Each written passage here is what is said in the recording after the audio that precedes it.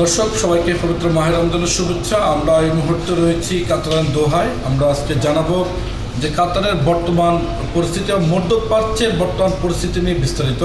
আসলে আমরা মধ্যপ্রাচ্যে ইদানিং যেমনটি সবাই লক্ষ্য করেছেন, কাতার, ওমান, দুবাই এবং কুয়েত সহ লেবানন এবং সংযুক্ত আরব আমিরাত এবং আজকে যে সৌদি আরবের যে তেলের যেখানে সূচনাকারে যেখানে বিস্ফোরণ হয়েছে, সব কিছু নিয়ে আসলে মধ্যপ্রাচ্য পরিস্থিতিটা বর্তমানে একটু ঘোলাটে পরিবেশ রয়েছে।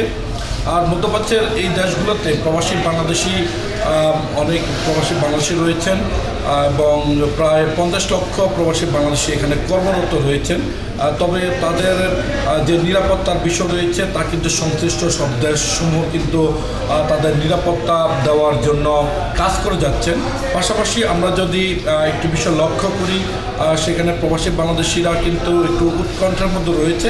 তবে মধ্যপ্রাচ্যের প্রত্যেকটা দেশের সরকারই প্রবাসীদেরকে নিরাপত্তা দেওয়ার লক্ষ্যে কাজ করে যাচ্ছেন এবং সবাইকে বলছেন বাসায় অবস্থান করার লক্ষ্যে।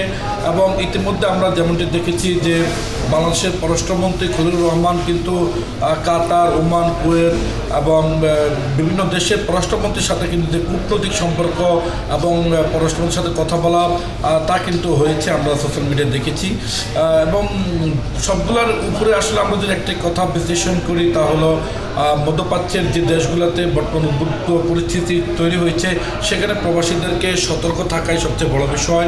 এবং সেখানকার যে গভর্নমেন্টের যে অথেন্টিক যে নিউজগুলো রয়েছে, সরকারের সাইট এবং সরকার অনুমোদিত যে সাইটগুলো, সেখান থেকে আপনারা তথ্য সংগ্রহ করবেন।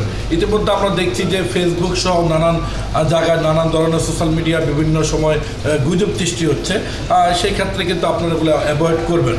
আর যেহেতু আপনারা বর্তমানে মধ্যপ্রাচ্যের দেশে বসবাস করছেন, আপনারা এই দেশগুলোকে সাপোর্ট করবেন, কারণ ইরান অনেক দূরে অবস্থিত এবং সেইখান থেকে যে ধরনের হামলা এবং এই দেশগুলোতে যেভাবে আক্রমণ শুরু হচ্ছে, এটা কিন্তু যারা যে দেশে আমরা রয়েছে বিশেষ করে প্রবাসীদের অনেকটা ক্ষতি হচ্ছে। তা আমরা চেষ্টা করব সরকারের যেই দায়িত্ব এবং সরকারের যেই রুলসগুলো আছে আমরা সেগুলো কিন্তু মেনে চলার চেষ্টা করব। এটাই মধ্যপ্রাচ্যের প্রবাসীদের প্রতি প্রবাসী বাংলাদেশি কমিউনিটিদের আহ্বান। আমরা যদি কাতারের বিষয়গুলো দেখি, কাতার সরকারকে আসলে ধন্যবাদ না দিলে নয়। কাতার আমির Sheikh Tamim bin Hamad Al Thani ঘটনার শুরু থেকে আজ 2 মার্চ পর্যন্ত আমরা যতটুকু দেখেছি যে প্রবাসীদেরকে নানানভাবে নিরাপত্তা দেওয়ার জন্য কাজ করে যাচ্ছেন এবং মোবাইলে অ্যালার্ট আসছেন, কিছুক্ষণ পর পরে ঘোষণা দিচ্ছেন এবং মিনিস্ট্রি অফ ইন্টেরিয়র কাতার তারা কাজ করে যাচ্ছেন, কাতারের স্বেচ্ছাসেবক দলরা কাজ করছেন, কাতারের সামরিক বাহিনীরা নিরবিচ্ছিন্নভাবে কাজ করে যাচ্ছেন শুধুমাত্র প্রবাসীদেরকে সেফ রাখার জন্য, দেশের জনগণকে সেফ রাখার জন্য। তো আমাদের করণীয় হলো তাদের নির্দেশনাগুলো, সরকার দেওয়া যে নির্দেশনা তা মেনে চলা এবং এবং বিনা প্রয়োজনে বাসা থেকে বাইরে না হওয়ার জন্য বারবার আহ্বান করা হচ্ছে। অন্তত আপনারা যারা আমার এই লাইভের মাধ্যমে দেখছেন, আপনারা সরকারের মিনিস্ট্রি অফ ইন্টেরিয়র এবং কাতার সরকারের বিভিন্ন নির্দেশনাগুলো মেনে চলবেন এবং বাসায় পর্যাপ্ত অবস্থান গ্রহণ করবেন। ইতিমধ্যে আমরা দেখছি যে আজকেও কিন্তু এখানে বিস্ফোরণ হয়েছে, গত 3 দিন ধরে এখানে বিভিন্ন টাইপে দফায় হচ্ছে। তবে প্রবাসী বাংলাদেশিরা আপনারা সতর্ক থাকবেন, বিভিন্ন সময় আপনারা বিস্ফোরণের যে স্থানে রয়েছে সেখানে চলে যাচ্ছেন, এটা কিন্তু সরকার নিষেধ করেছে, আপনারা সেখানে যাবেন না। অনেকে সেখানে গিয়ে ভিডিও করছেন, টিকটক তৈরি করছেন, ফানি ডালছেন, যেটা আসলে অপ্রয়োজনীয়, আপনাদের কোনো প্রয়োজন নেই। এই কাজগুলোর থেকে আমাদের দেশের ভাবমূর্তি নষ্ট হচ্ছে এবং আপনারা অনেকে সোশ্যাল মিডিয়া তা দিচ্ছেন, আতঙ্কিত করছেন, এটা একদম করা যাবে না। আমাদেরকে এই দেশের আইন, কাতার সরকার আইন মেনে চলবেন এবং আপনারা যে যেখানে থাকছেন সেইখানে অবস্থান করবেন।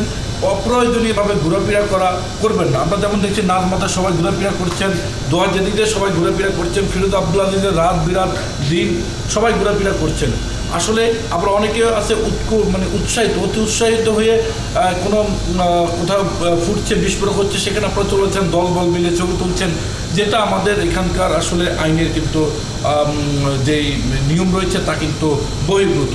সো আপনারা, আমাদের রিকোয়েস্ট হলো মধ্যপ্রাচ্যে যারা বসবাস করছেন আপনারা কিন্তু স্ব দেশের আইনগুলো মেনে চলবেন। দর্শক, আমার কাছে এই ছিল মধ্যপ্রাচ্যের বর্তমান পরিস্থিতি নিয়ে সবশেষ তথ্য। নিউ ইয়র্ক থেকে সম্প্রচারিত TVN 24 টেলিভিশন বিশ্বজুড়ে বাঙালির কণ্ঠস্বর।